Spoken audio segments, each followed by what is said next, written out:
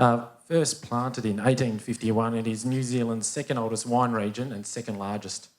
Hawke's Bay in New Zealand is a newish great wine capital of the world, named in 2023, and was chosen because it's an area of organic grape production, specialising in sheep use within vineyards.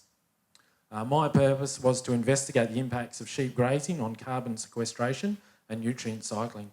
I must say a big thank you to Adelaide, South Australia, a great wine capital for the Bursary, as I visited iconic Hawke's Bay vineyards and viticulturalists from Craggy Range, Tomato Estate, Church Road, Mission Estate and Trinity Hill, amongst others.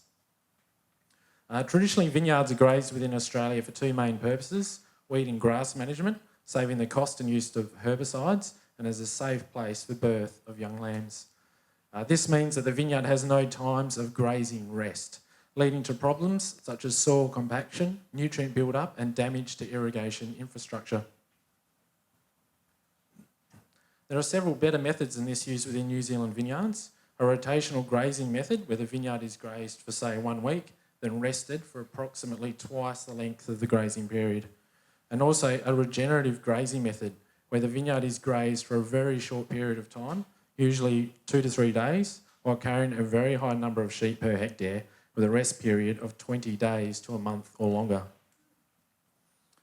From my travels and data shown, regenerative grazing achieved a minimum of 30% higher grass production, along with 4% higher topsoil carbon storage than a conventional grazing method.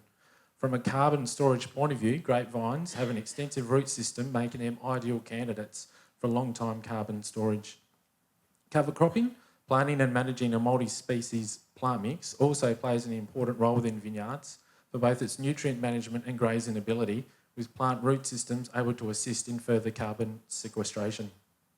With correct management, cover crops can contribute to increasing soil carbon and its sequestration, along with providing smarter grazing options, basically extra nutrition for the sheep, while not losing carbon back into the environment.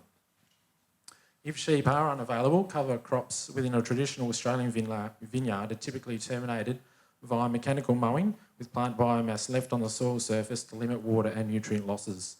Sheep grazing quite successfully limits these potential losses while increasing plant root mass, reducing fossil fuel usage and decreasing environmental footprints from wine grape growing. This is where it gets interesting, and how grazing correctly can help put money back into your pocket. Regenerative grazing showed a 3% increase in soil organic carbon in a period of just 6 years is achievable, but what is the actual value? Put simply, a 1% increase in soil organic carbon equals 13 tonnes of extra carbon held within the soil, which adds an extra 60,000 litres of water holding capacity, while also sequestering a total of 48 tonnes of atmospheric carbon per hectare. Current market value per tonne of carbon sequestered is $35, equaling $1,680 per hectare.